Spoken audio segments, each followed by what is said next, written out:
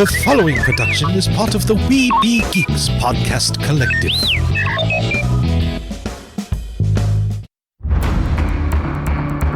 From days long ago, from uncharted regions of the universe, comes a legend. The dream that came through a million years, that lived on through all the tears. It came here, the Fandom Nexus. Fabulous secret powers were revealed to our host as he plugged in his microphone.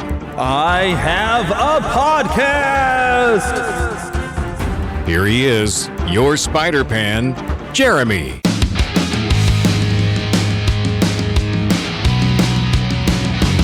Yes, indeed. Here I am again with more fun in the Fandom Nexus to have with you with yet another special guest. Well, it's a different kind of way to do a special guest. It's more audio from Planet Comicon. And this time I'm going to share this is yet another stand-up interview with Daniel Ross, voice actor extraordinaire. He's got a long list of characters he's been doing, but he won was it an Emmy? I think he got an Emmy for being Donald Duck in I forgot which one of the shows. He'll say it though, but he's been voicing Donald Duck and Grimace and Stripe and Gizmo and just Lucky the Leprechaun. I couldn't think of his name. Could you believe that? He's been doing so much that I think you're really going to enjoy hearing from him. I had a fun talking to him. He was a real fun guy. He recently did pop up on Jim Cummings' Tuned In podcast, and of course, because Jim Cummings always beats me to the punch. Really? I'm sure you all have heard my story. I think I even tell him while on the recording. So I have not edited together the recording with him yet, but I'm pretty sure I tell him the story of like how Jim Cummings is much more popular than I am. Shocker there. And basically he got the audience that we hopefully wanted just a little bit of them one year at Planet Comicon. But of course, if I hadn't been hosting a panel, I'd have been in his program, right? So I don't hold that against him at all and everything because he is the great Jim Cummings. But anyways, Daniel Ross, I got a chance to sit with him. He was a lot of fun. He is a hoot. He is just an awesome guy. And so we're going to talk with him later in the show. But of course, we do have some fun things to do before we get to that point in the show. And I believe I have my notes here. There we go. So what have I been watching? I'm still trying to get through. I finished the third season of Daredevil.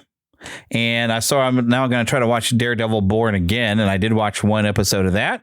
And the thing is, I'm so behind on shows because I really don't watch a lot of TV that Andor season 2 has started. And I've been hearing some positive and good things about that. And people have really enjoyed it. And now I guess every episode of that is available to stream.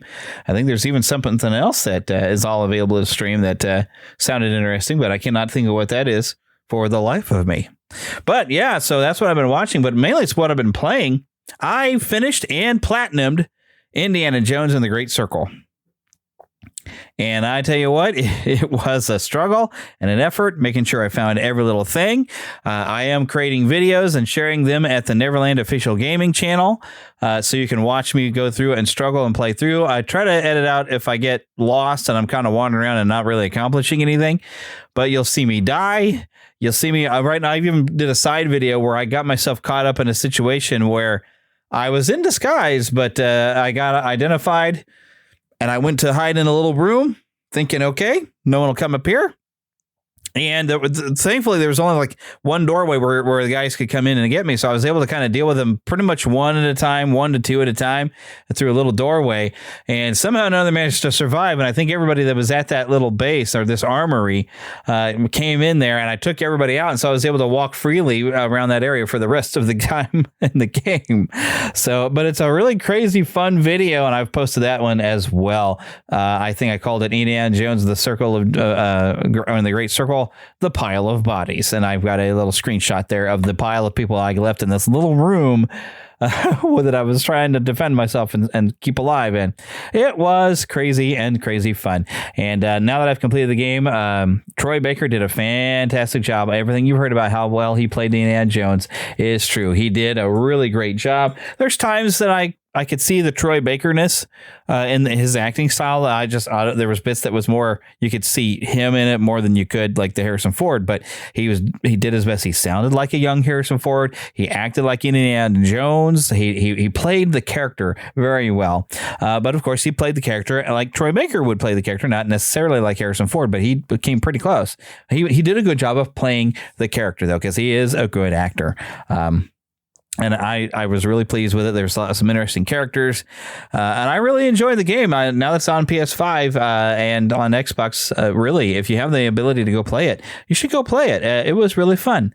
Only other things we were playing, well, I did start up Final Fantasy V. I'm going back to that again. But Heather and I sat down so she could play the Stanley Parable. And you can hear all about that in the current episode that I just released today. And there is video, of course. Watching Movies with My Pastor, you can find me and my wife playing the Stanley Parable, and I've just released it, like I said, and I think it's fun. Hopefully you'll enjoy that, of her struggling to get through it and me trying to help her figure out where to go. And was it really her type of game? Because the Stanley Parable is a very different type of game. So did you think she enjoyed it? Well, find out if you go and download the episode with the audio. You can listen to the audio or even watch the video over on YouTube.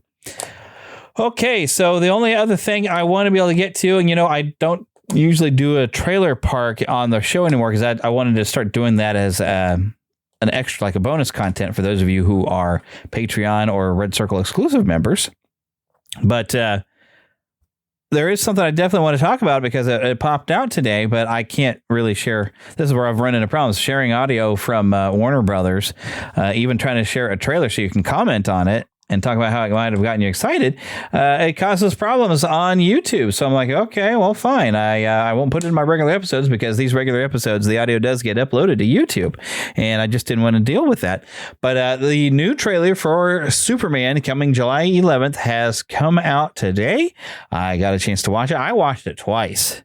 I really did enjoy it, and people have been pointing out that Christopher Reeve's son plays a news anchor that you can see in one particular shot. You get a look at Mr. Terrific, Guy Gardner, Hot Girl. I think a few other characters goes pretty quick, and we get to see a little bit more of the emotional weight of the movie, as a lot of a chunk of it is, well, dressed as Clark, no glasses, but you hear the difference in voice of when he settles in to be Superman. As you heard me just do, where I was talking up here and I settled it down here, he does that as Lois is going to interview Superman, and he grills him on something where a war he was stopping, and I guess the U.S. government has some questions on his actions, and he says, well, he gets upset that he said, my actions saved lives. So that it shows a little bit of what's going to go on, and I think they're hinting at the fact that Lex Luthor may be the president in this. And that does recall, I have been watching a little bit of Justice League Unlimited in the middle of the night when I can't sleep. And I was trying to watch it to go to sleep, but I was getting into the story because I really haven't watched all of Justice League Unlimited. And there is a storyline going where Lex Luthor is slowly working his way to become president, and the horrible things that are going to happen from that the Question is observing, and Superman, of course, with gaining frustration and some of the actions he takes that looks bad upon the Justice League. It's been a very interesting storyline, and I see some hints of that kind of coming up in this movie, so I'm excited to see that. I really like the look and the style. Of course, all the Snyderverse people are still very upset. Well, they can be upset, but come and check out the movie anyway. And just like the Snyder movies, they didn't live up to the Christopher Reeve movies. Not that I had anything against Henry Cavill. I thought he was a good Superman. It's just the scripts weren't very good. I did not enjoy the scripts or anything else about those movies other than Amy Adams. Amy Adams is just fun. I just like her anyway. In fact, I did watch the Muppets movie with her and is it Jason Segel? And she is just adorable in that movie. Her character is fun, and of course she's adorable anyway. But she's really good in that. And so it just reminded me, it's like, yeah, I did appreciate her as Lois Lane at least, just because I like Amy Adams. She's cool.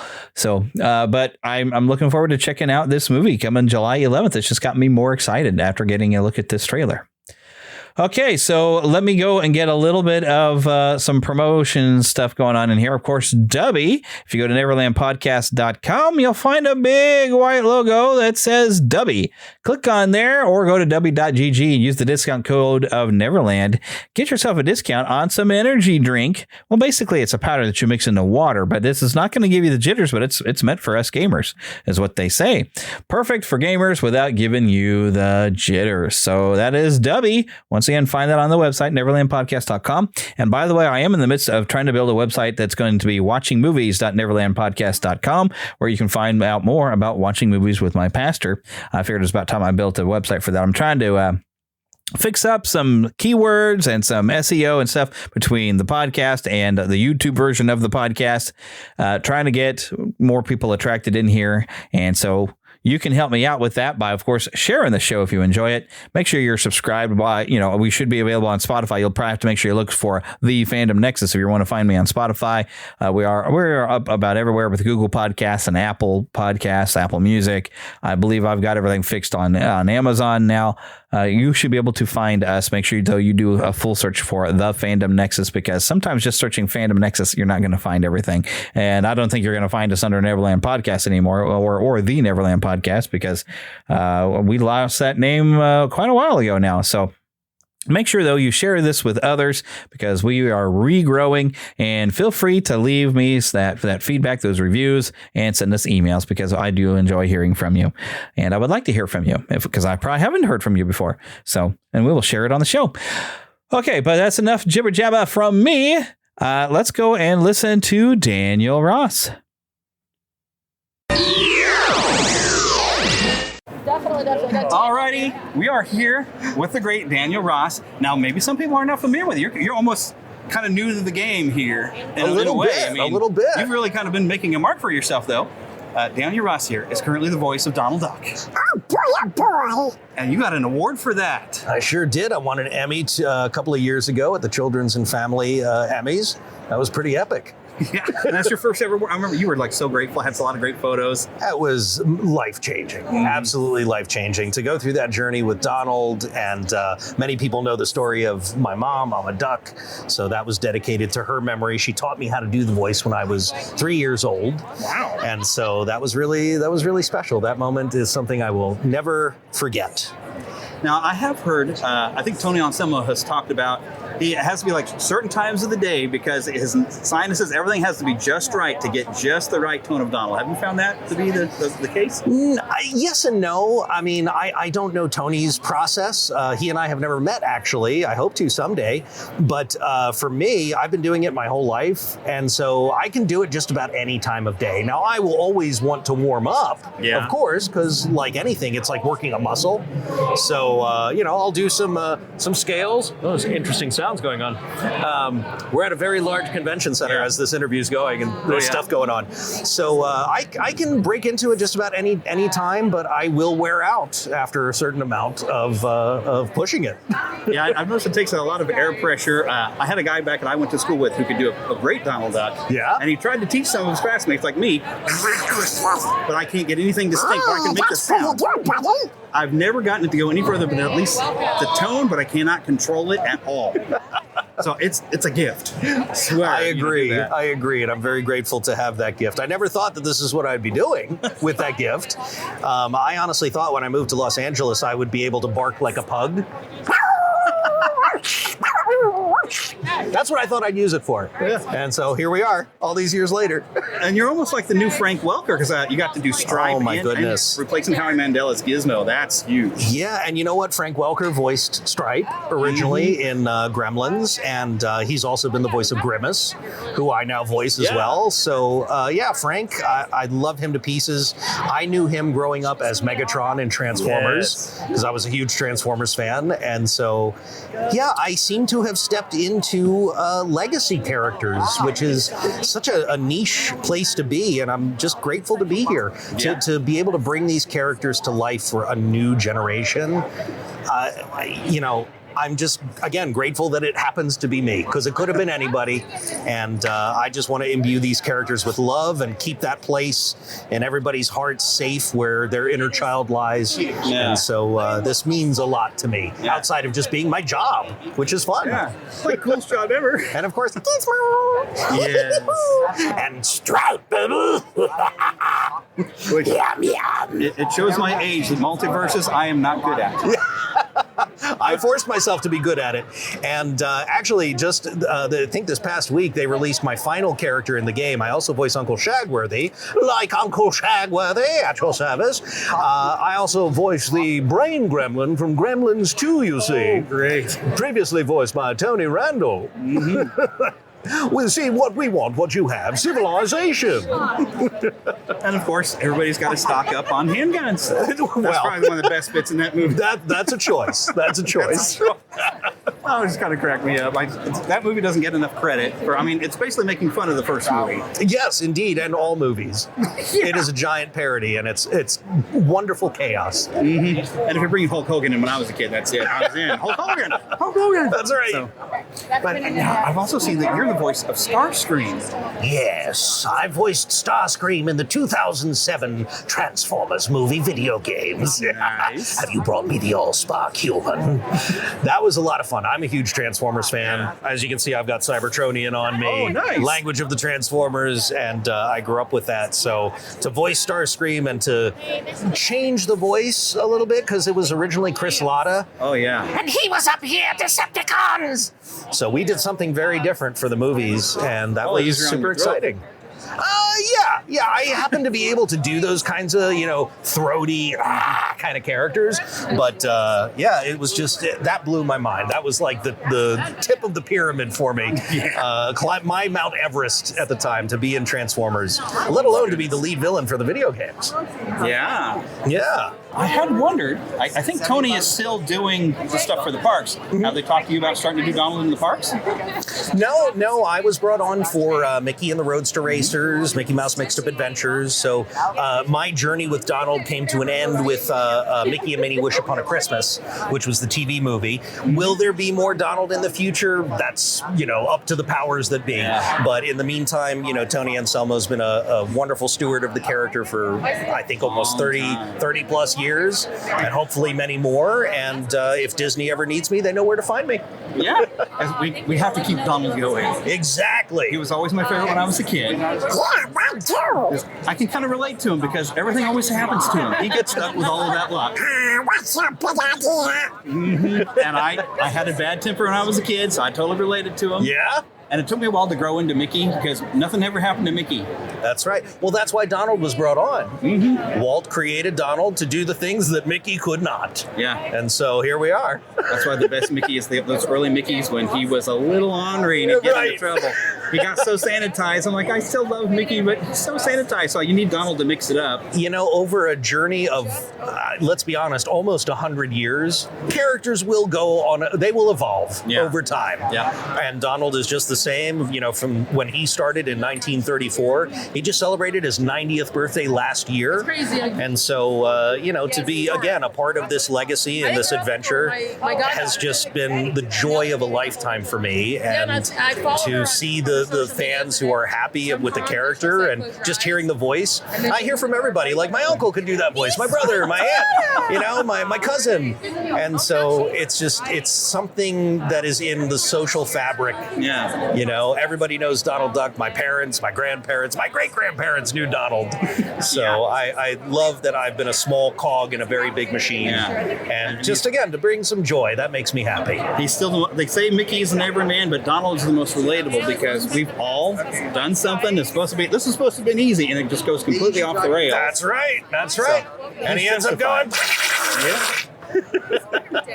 And that's, I think, the ability that you have to do that compared to, because everybody they try to do an impression of Donald. Yeah. But being able to have Donald have emotions and do the different sounds, that takes a lot of skill. I have always considered myself to be a master of buccal speech. That's the technical term for Donald Duck talk. And so I can do lots of things with that. I can sing, I can speak in lots of different languages. I have very few limitations in that regard. And when it was my turn to bring Donald to life for the Disney Junior shows, the producer specifically asked me if I could pitch him up slightly and enunciate so that he would be clearer and more easy to understand, which, as we know, is kind of a contradiction to the character. The whole shtick is, what'd he say? What'd he say? And so if you hearken back to Clarence Ducky Nash, you know,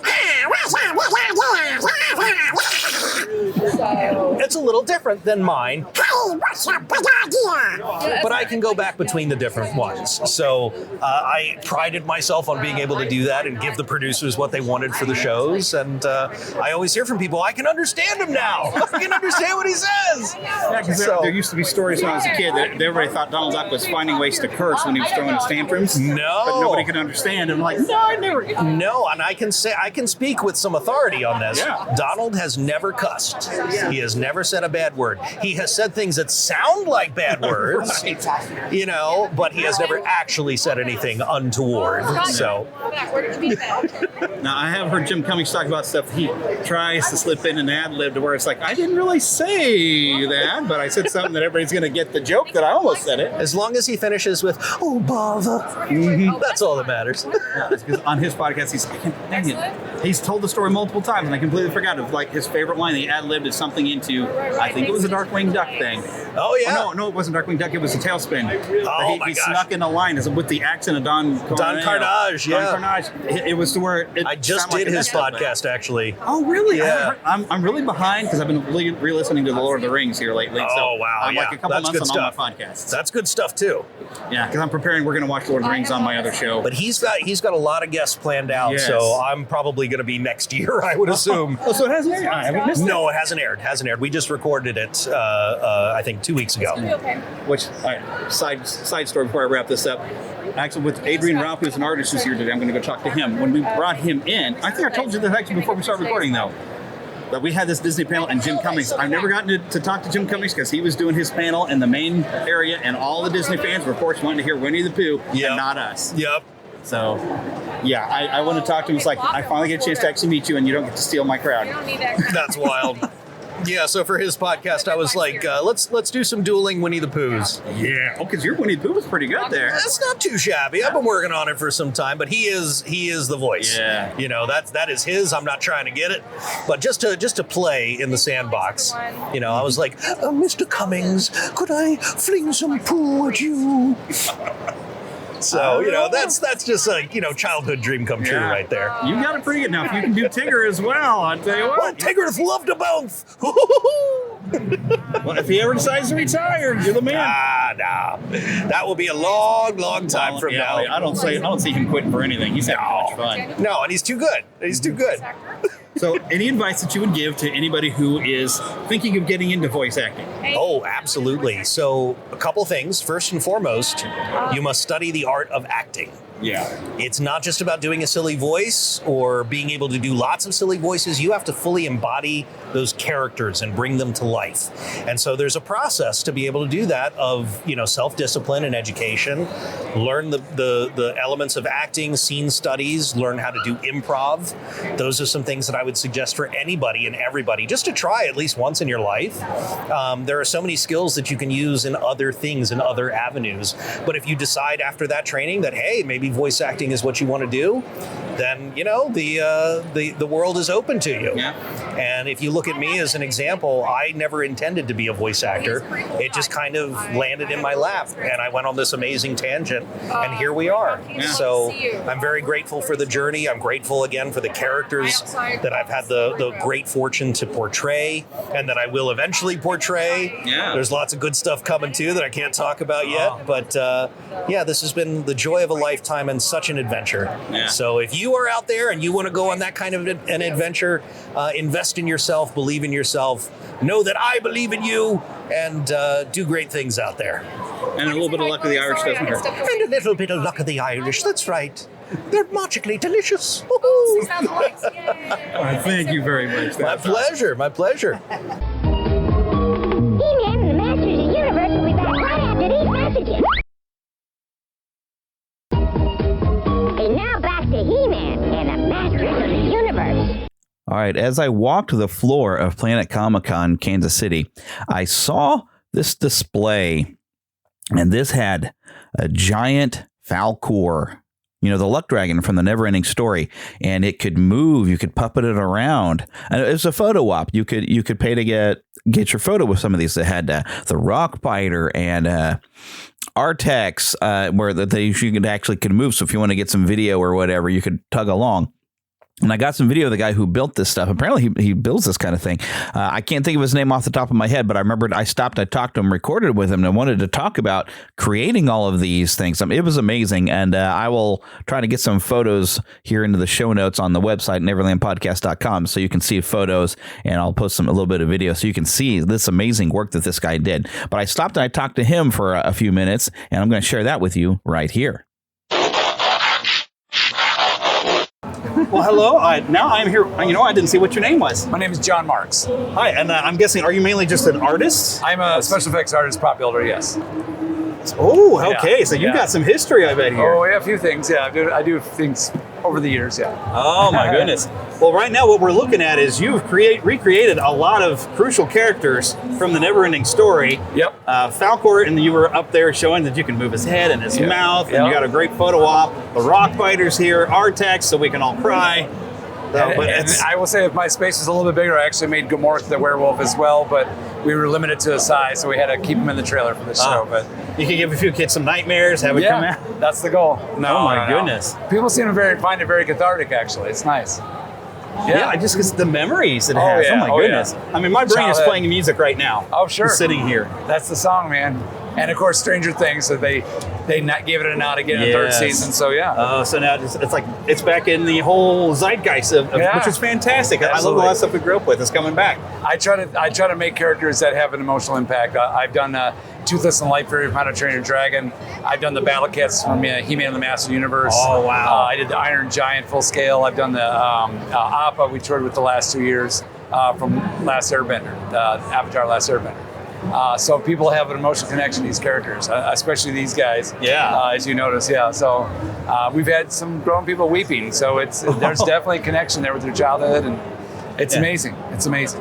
I bet you have grown people weeping because once again, Artex over here. That's if it wasn't Bambi's mother, it was that traumatized us all when we were growing up. Absolutely. So how did you get started doing this kind of work? I fell into it backwards, as things do. I have an FX background a little bit. I have an art degree, but I was sitting on it, and all I did was go big during Halloween. Oh, of course. And I had been thinking about building a Hulk costume for years, and I finally shelled out a bunch of money to sculpt mold cast, and I tried to make it, and ended up making it so big, it wouldn't work. I couldn't get in it. It wasn't make it functional. So I decided to just fill it up and make it a freestanding statue. And somebody I was working with at the gym I was at, working there, and they said, you should take it to a Comic-Con and charge people to take pictures with it. And I said, what's a Comic-Con? And so that was 10 years ago, and I was smart enough about 3 shows in to ask people what they would like to see next. And I had 4 different ideas. I had a voting ballot, and the last idea I had on the plate was a little black dragon named Toothless. Yeah. And everybody's like, you got to make that, you got to make that. So I spent 4.5 months building him. Got him on the road the next year, and after that, sort of, as they say, is history. So yeah, you can bring Toothless back here in another year. I actually will bring it. He is making a new appearance. Actually mentioned that in about 6 weeks up in Motor City Comic-Con. That's in Novi, Michigan. I'll be bringing Toothless and Light Fury for that show. Ooh. So they made a request, obviously, because the new live action just came out or will be coming out this month. But yeah, so there is a demand there, and I try to keep all my big builds if I can. Yeah. So yeah. So how long does something like this Falcor, because he's got all this fur and everything? Yep. I mean, I had to work very fast. I did everything in 4 months. So all these characters, the racing snail you see in front of you here, that was a little bit of an addition. And Morla up on the wall, I painted her. That came in a little bit afterwards, so we can fudge and say 4.5 months. So yeah. Wow, that's actually a lot faster than I would have thought. I had to work very quickly. I had a 3-month lease on a warehouse, so I had to work every day, all day. Oh my goodness! Yeah. And all by yourself? All by myself. Oh my goodness! Yeah. You have the patience of a saint. Well, I wouldn't go that far, but I work better by myself because I don't have patience. So I know how I can work, and then I yell at myself a lot. So yeah, but yeah, that works. It works. You used the wrong color there. How dare you? Way to go, genius! These sort of things. Talk nice to yourself, folks. That's my one advice. Yeah, there you go. Especially when you're doing like a project like this. Yeah. I mean, I try to be nicer. I applaud when I do things well or something goes well. It's always like, there it is. Yes. Okay. And then we move on. Because I got to wonder with like the hair on Valcor back here. Yeah. I don't know where you find like enough like a pre-made fur to do that. Lucky me, Joanne's Fabric is still alive and well, at least for a few more months. But I was able to buy the same fur I actually used for Appa. It's called Crinkle Cream. It's a nice long 4-inch curly hair. I had to buy different kinds of hair to do other parts of him, but yep. And then with the horse, I bought a different kind of synthetic hair, and you actually use the heat gun to shorten the hair so it looks more like horse's hair. Yeah. And then the longer hair on the mane is actually synthetic hair you buy from a wig shop or like online or a King's Beauty store or something like that. Feel my phone so you have to vibrating, improvise a little bit. Yeah. So some sculpt mold cast. So I had to sculpt the horse's head, Falcor's head, mold cast that into a stuff called Flexomer 3, which is a 2-to-1 liquid that expands and becomes kind of like foam rubber. How long did it take you to learn all this? Most of it self-taught. I practiced with some of the products at a smaller scale and realized they could function at certain things, and it's sort of applied knowledge, as you were. You kind of guess and figure that should work. Let's try this. And I made many mistakes during this build and had to backtrack or scrap stuff that didn't work. And you learn from that. That's your failures are successes as much as your successes are. More so because you learn something from it. So and then sometimes something goes bad, but it actually works in a different kind of favor, or you remember for something else because the effect came out of it. You're like, oh, I got to remember that for something else. Yeah. So I try to. It's you Bob can do Ross it style. Yeah, kind of happy little accidents. Happy and little trust accident. Me, there were plenty that lent itself to this build. So I was very lucky. I was very lucky in a lot of builds, a lot of parts of it.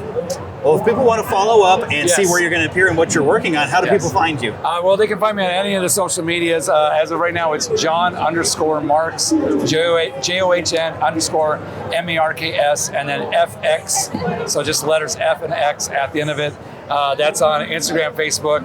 If they can't somehow find me that way, look for my company. It's called Brazen Monkey, BRAZEN Monkey. And you could probably find me pretty quickly. There's not that many Brazen Monkeys out there, but yes, that's where I am. Please follow me. Alrighty. Thank you. Thanks for talking to us. Of course. You all set? Yep. Just got All right, and now I want to take a moment to remind you about Podgagement. You'll also find a link for that on NeverlandPodcast.com. Podgagement is the company from award-winning podcaster Daniel J. Lewis. If you happen to have a podcast, you want to be able to get some of your stats, make sure you get your reviews from around the world, go over to Podgagement and look at all the different various plans he has. And it's a lot of very good and useful stuff. I've been a customer of his for a very long time. And of course, you click on that affiliate link. It helps out the show. We do want to thank Karen Kennedy, Ricky Pope of Christian Nerds Unite, and Darren Wilhite of the Wilhite and Wall Show, because you know what they did. They helped me out to make that introduction in front of this here show.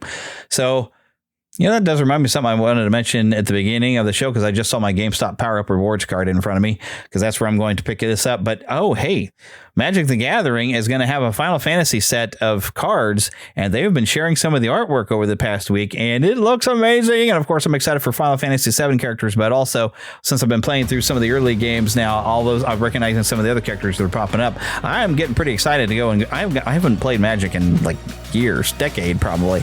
I still have all my cards except for the ones that were stolen from me back in high school, but I'm looking forward to at least getting these cards. I don't know if I will be playing, but I definitely want to take a look at these things and collect them and maybe put them in a nice sleeve and keep them safe and protected, because I'm pretty excited about these. So that'll be coming up actually in June as well as my birthday coming up pretty soon. If somebody wants to buy me something nice, feel free. My birthday and my anniversary is coming up in just another week and a half here. Wow, goodness. Wow. Oh, but anyways, okay, so you can email us, podcast@NeverlandPodcast.com, which is, by the way, where you can wish me a happy birthday. Of course, you can find us on Twitter, NeverlandPcast, and on Facebook, you can search for the Fandom Nexus, and that'll find the like page, but I recommend the group, and that's still under Neverland Podcast. And I can have a lot more fun in the group, I can interact a lot more. There's also is a group for the Watching Movies with My Pastor, we're slowly growing that up too. Join the Neverlanders at NeverlandPodcast.com, become an official Lost Boy or Pixie. Why Pixies? Because girls are too clever, they don't get lost. You'll also find links there for our Patreon at patreon.com, Neverland Podcast. And of course, right there in the show notes, you'll find a red circle. You can become an exclusive member, and you don't have to hear the ads at the beginning, the middle, or end of this program. No copyright infringement is intended, and copyright is held by the respective owners. Content is shared for review and commentary purposes under fair use license. And now, get lost in an adventure. We'll see you next time.